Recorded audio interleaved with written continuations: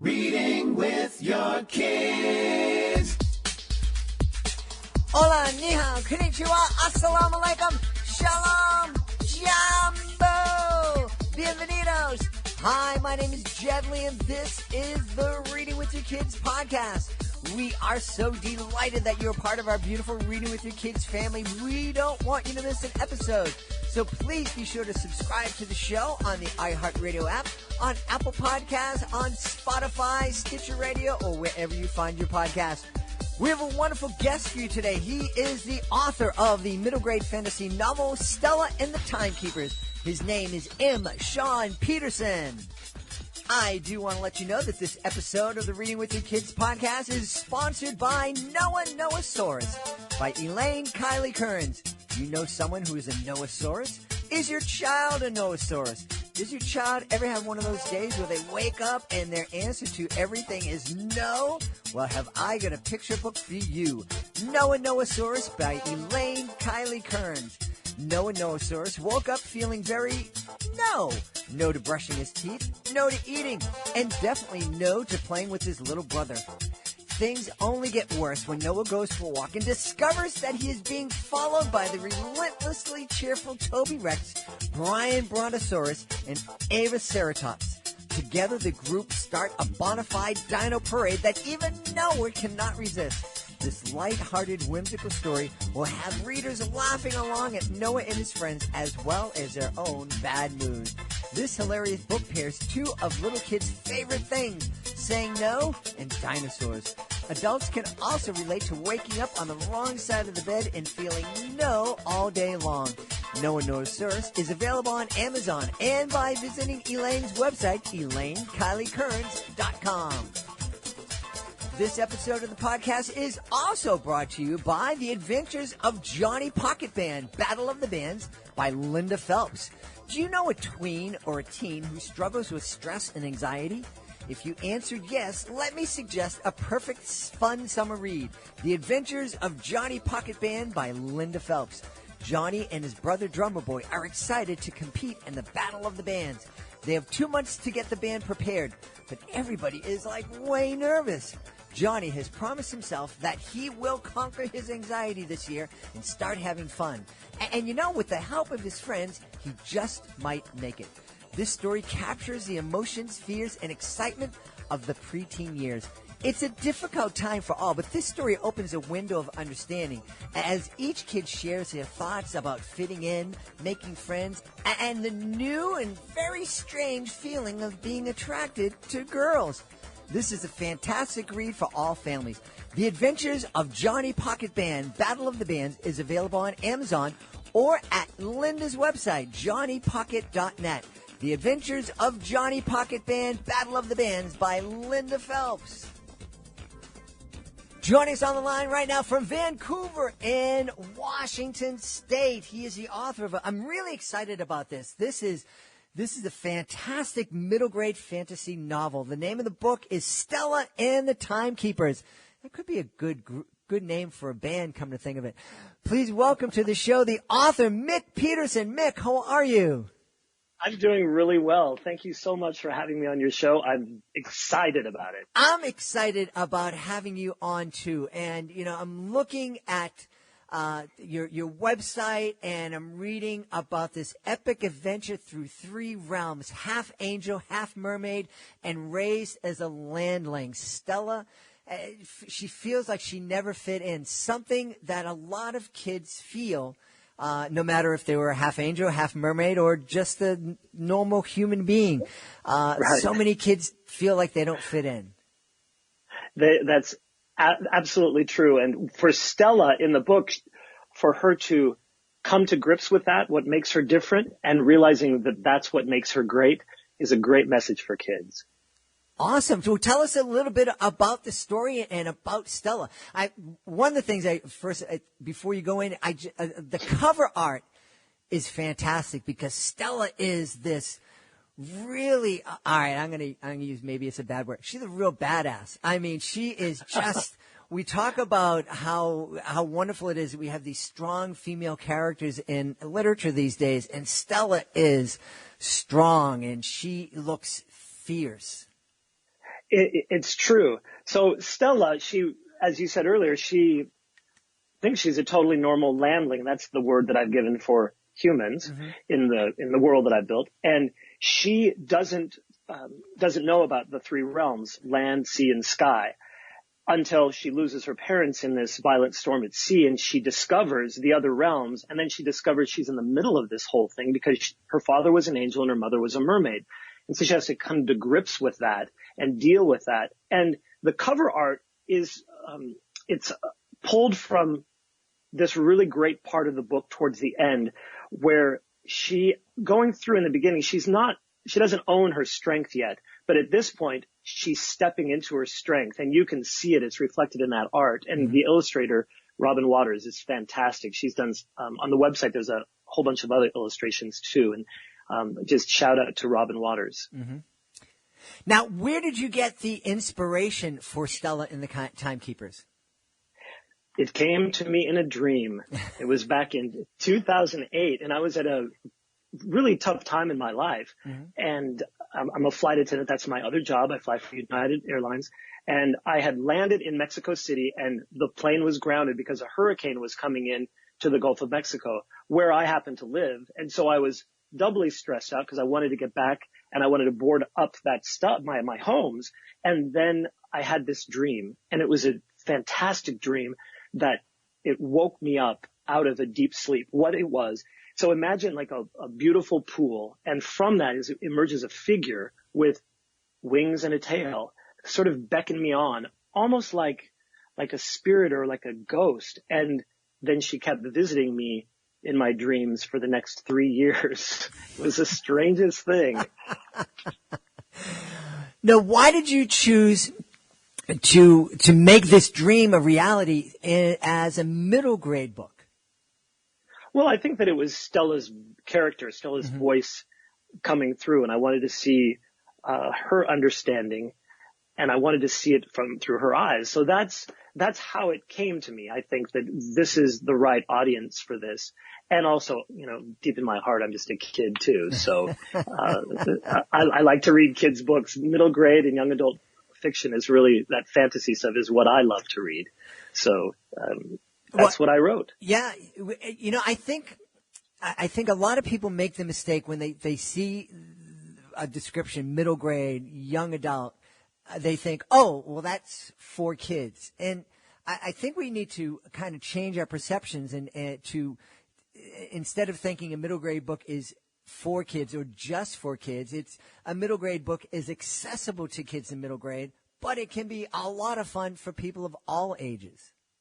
Indeed. I've heard the term four quadrant, and they say in the movie making industry, and it's probably the same thing in publishing, that a four quadrant book is a book or a movie that it appeals to all demographics, boys, girls, men, and women. So although our audience is 8 to 12-year-old kids, I think that the 8 to 12-year-old kid that is trapped inside of each of us can really enjoy the journey as well. Yeah. And that's really fun sometimes. I know some of my favorite performances as a magician, and a lot of people. But my character is really fun, and I began my performing career as a clown, and there's still a lot of that with me on stage, and so people just assume that I'm for little kids. But I've had so many amazing performances for older kids, for high school and college kids, when, they just are able to step back and re-experience that kid inside of them. The young person they thought had disappeared. And I think you're hitting on that's something that we can do as adults when we're reading a middle grade book or a YA book. Indeed. I think that for kids, they tap into that magic. I mean, you are a magician, so you're tapping into it all the time. It's an art. And so from that, you can really open up your mind and learn a lot about the world. I remember reading one time that someone said that people read to escape, but I actually come at it from the angle that people read to learn, to explore who they are. And that's what Stella and the Timekeepers, that's what it's all about. It's about understanding and figuring out who we are, and then leaning into it, embracing it, and standing up for yourself. Mm-hmm. We talked a little bit at the beginning of the show about Stella not fitting in, and that's a feeling that a lot of kids experience. Can you kind of elaborate on your thinking in that area? Sure. I think that with, the idea of fitting in, everybody, if we just look around, you're in a classroom and you look around, every kid is looking at things that they might be embarrassed about or ashamed about or feel weak about. And what they aren't seeing is that everyone else is having those same sort of anxieties too.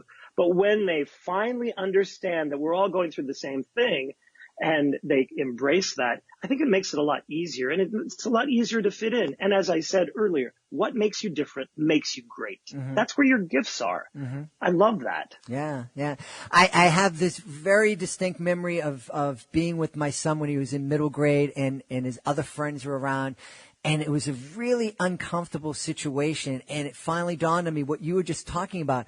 All these kids thought that everybody else had it figured out, and they were trying really hard to kind of front and to pretend that they knew everything and not let anybody know that they didn't have all the answers. And I just kind of broke the tension by addressing it and going, look, none of you guys know anything. So why don't you just chill and relax and learn from each other?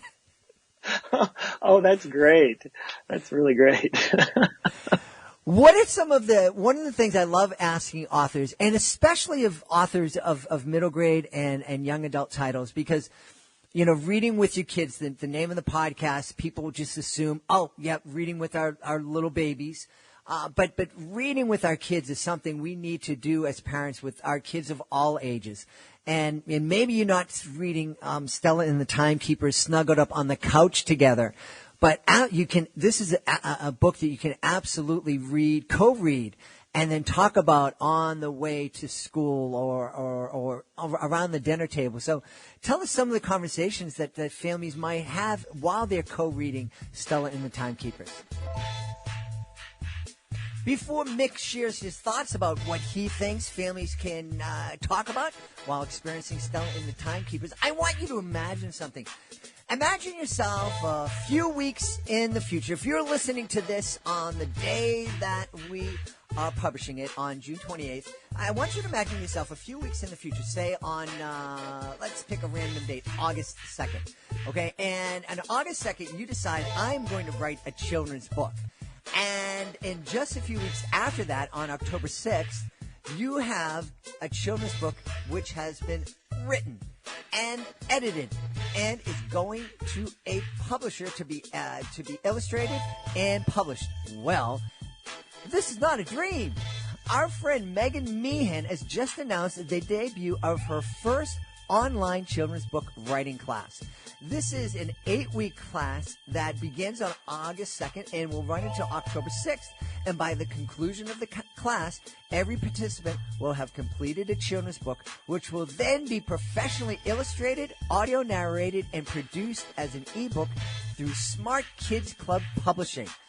I mean, this is an incredible opportunity. Megan is a published novelist, a poet, a produced playwright, and screenwriter who is known to the children's book community through her latest release titled Abila's Adventures. It tells the story of a Brazilian parent who moves to New York City. Megan holds a bachelor's degree in English literature, a master's degree in communication, and she is currently pursuing her PhD in educational psychology. You've heard Megan on the show before. She's a really dynamic author and a great teacher. If you want to know more about this class, all you need to do is send Megan an email at mehanms@aol.com. That's mehanms@aol.com. Tell us some of the conversations that families might have while they're co-reading Stella and the Timekeepers. Well, I do love that with the way that I wrote the book, there's 43 chapters, it's 41 chapters, I'm sorry, with the acknowledgments, I'm thinking that, but 41 chapters. So there's shorter chapters, so you can read one chapter before bed every night, which makes it pretty easy to do. And there's this subtle thread through the book about the laws of the universe and about thinking differently and thinking about having self-awareness and be conscious of not just how you treat others, but how you treat yourself and the thoughts that you're having, because we can control our thoughts. And so there's a lot of Stella's thoughts that run through here. And then when she catches herself thinking, and then she catches herself thinking about what she's thinking about and understanding, oh, I can change that. I think that's a really great message for kids and adults alike, to get that we can all think about what we're thinking about. Yeah, and that's really, really important. And I don't think we talk about that ever. We can really people can get themselves into this negative loop where they're just, oh, I'm terrible. I'm a failure. I did this wrong. I did that wrong. I'm always messing up. And that can just become a self-fulfilling prophecy. It really can. And when you're in that, okay, well, let's think about this. You know your name. How did you learn your name? Because your parents said it to you over and over and over and over until it gets into your mind as a little baby, and you look up and you're like, oh, wait, I think they're talking to me. I've heard that many times. And so that repetition. So when you hear things or you say things to yourself that are not particularly uplifting, then that then gets repeated over and over and over. When you can catch yourself saying those things and turn that around, all you have to do is switch and say exactly the opposite. That's the law of polarity, which is one of the laws of the universe that I talk about here, is that you catch yourself thinking these, switch it, and say, wait, I'm awesome. I'm the most awesome ever, or whatever it is. You can be more specific, of course. Yeah. And that's really, really powerful. And you just, what a great conversation to have with kids about that. And not only, and it's I would absolutely not recommend the parents not get into a lecture. Sonny, don't be thinking negative about yourself, but rather just kind of go, you know what? Sometimes I feel like that, and sometimes I have to catch myself. I make a mistake at work, and how can I, Sonny? How can I get out of that? Right, or frame it as a question and say, do you ever think about this? And does this ever repeat in your mind? And if it does, do you ever catch yourself? And get the kid to start thinking about that? And so these kinds of conversations, it excites me that this is what can come out of them reading the book. Yeah. I love that. Yeah. Love it. Yes. I created this podcast because I know that the time I spent reading with my kids was the foundation that built the relationship that I have with them now as they're, entering married life and entering their professional, their jobs. And the time that we spent reading little kids' books together, snuggled up on the couch, led to watching TV together and talking about it and talking about movies and talking about the books that they were reading as teenagers. And I remember this month that my daughter and I were both reading Truman Capote's In Cold Blood.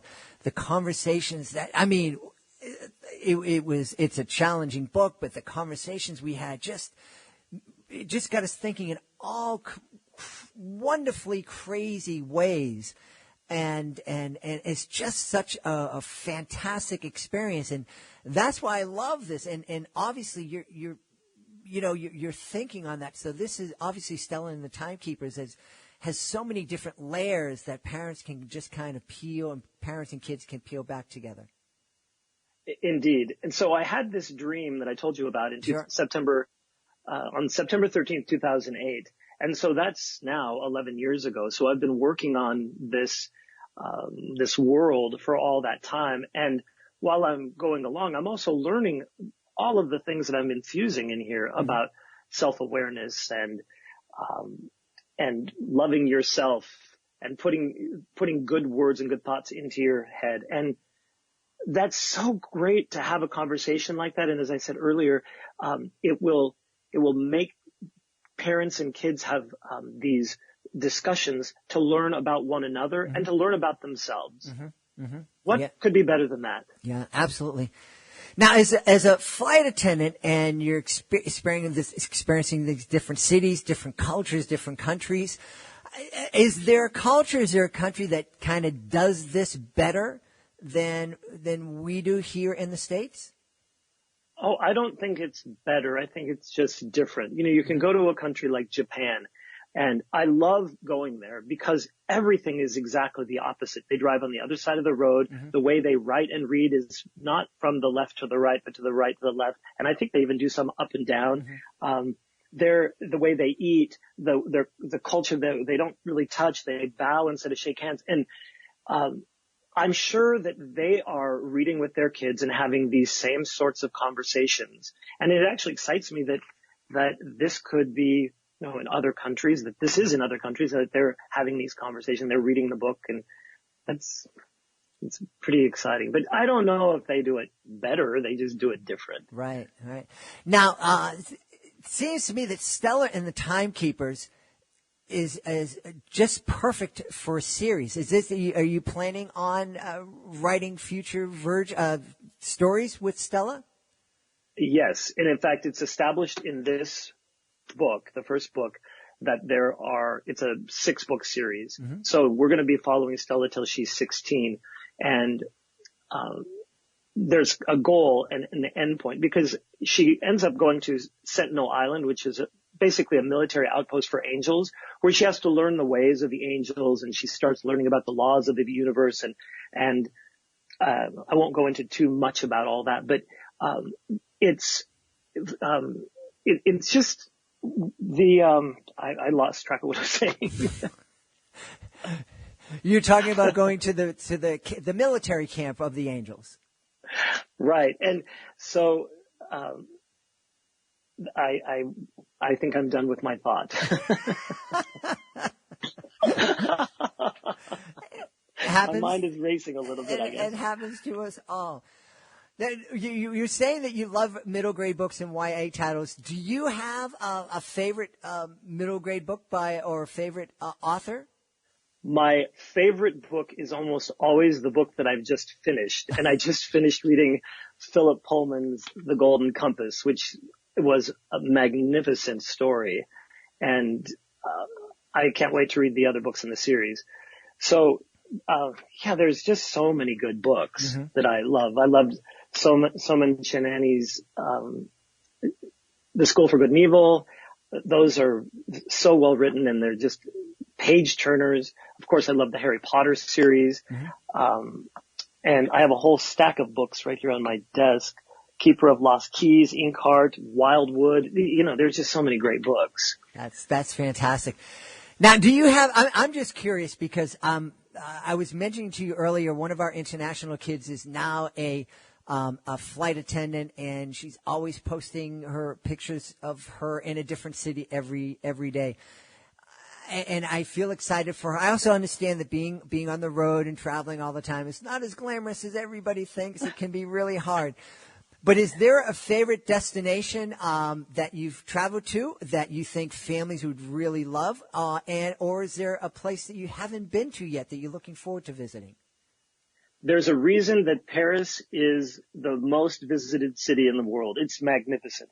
And so when I first started my career, I qualified as a French language interpreter, and I flew to Paris once a week for 12 years. So I got to know the city very, very well. And so that's a great place to take families. Just so much history and the sights and sounds when you see the Eiffel Tower in real life compared to seeing the picture, it just has a magic. And that's, the Eiffel Tower or the Louvre or, mm-hmm. There's so many beautiful places. So I adore Paris. Mm-hmm. Fantastic. And is there a destination that you haven't been to yet that you're looking forward to visiting? I am looking forward to going to New Zealand. Ah, awesome. Yeah, I've heard that the islands, the North and South Islands, are so different, and that when being from the Northwest, we have spectacular landscape, mm-hmm. and we have mountains everywhere, and beautiful rivers, and prairies, and fields, and ocean, and cliffs. And in New Zealand, apparently everything seems 10 times bigger. Mm-hmm. And there's a lot more sheep there, I guess, than there are people. So it's sort of untouched still.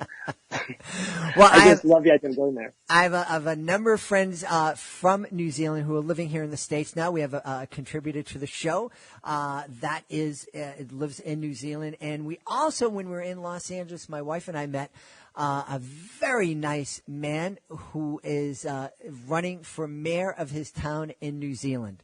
And I don't know if there's campaign laws, so I'm not going to mention his name. I want to get him in trouble because a campaign is happening right now. But Dan, good on. Hope you do well. Vote for Dan. Yes.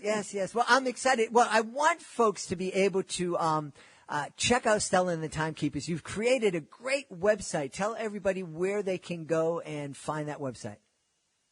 StellaandTheTimekeepers.com. And you can go there. It has all the links to purchase the book, but it also has the first chapter where you can read the first chapter and get hooked on where Stella is in her journey. Excellent. And you have, obviously you're on social media? Yes. I am on Facebook at StellaandTheTimekeepers.com. And you can, StellaandTheTimekeepers, not .com, Stella and the Timekeepers. And you can also follow me on Instagram and Twitter. And my pen name is Shawn Petersen. And that's SHAWN and then PETERSEN. And you can go there and follow me and see the fun pictures and videos that I put up. Excellent. Well, we've had the pleasure of speaking to the author of Stella and the Timekeepers, a great middle grade fantasy book that I think can spark some great conversations about reality and the reality our kids are experiencing these days. The author is Shawn Petersen. I know him as Mick Peterson. Mick, thank you so much for being on the show. I have been so happy to be on the show. I've listened to your podcast and I'm honored. So thank you. Please be sure to join us for the next episode of the Reading with Your Kids podcast. Our guest will be Ashley Marie Morales. She is the author of Proud to Be Latino. Hey, I am really, really proud that the Reading with Your Kids podcast has given voice to all sorts of authors, middle grade authors, picture book authors, board book authors, YA authors, giving them a voice, especially giving a voice to some great independent authors. I love the fact that we're able to showcase these fantastic books and to get folks to consider adding these books to their library. Being an author is so difficult. When you become an author, you become an entrepreneur, and you are responsible for running the business that is your children's book. That means that you have to market it, you have to promote it, you have to do everything you can to get it in front of families so they will consider adding it to their library. We have some tools that can help you. We have a great program called the Reading with Your Kids Certified Great Read Program. We've assembled a team of evaluators. They're educators, they're parents, they're kids. And if they believe that your book is worthy of 4 or 5 out of 5 stars, it becomes a certified great read. And with that status comes a whole lot of fantastic tools that'll help your book stand out from the crowd of books that are published every single week. You can check it all out at our website, readingwithyourkids.com. Want to thank the folks who made today's show so wonderful. Of course, our guest, Shawn Petersen, or as he's known to his buddies, Mick Peterson. We also want to thank our amazing sponsors, Elaine, Kylie, Kearns. Check out Noasaurus. We also want to thank Linda Phelps, and make sure you check out The Adventures of Johnny Pocket Band, the Battle of the Bands.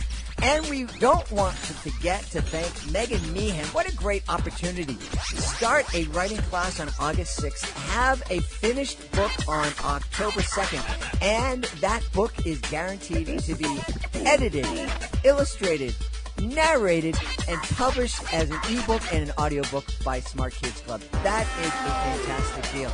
I also want to thank my amazing producer, Fatima Khan, for everything she does for the show. I want to thank my beautiful wife for all the support that she gives me. And, of course, I want to thank you. Thank you so much for taking the time to join us today. Thank you so much for taking the time to leave a 5-star review at Apple Podcasts or wherever you find your podcast. And, of course, thank you so much for taking the time to make the world a better place. And you do that every time you read with your kids.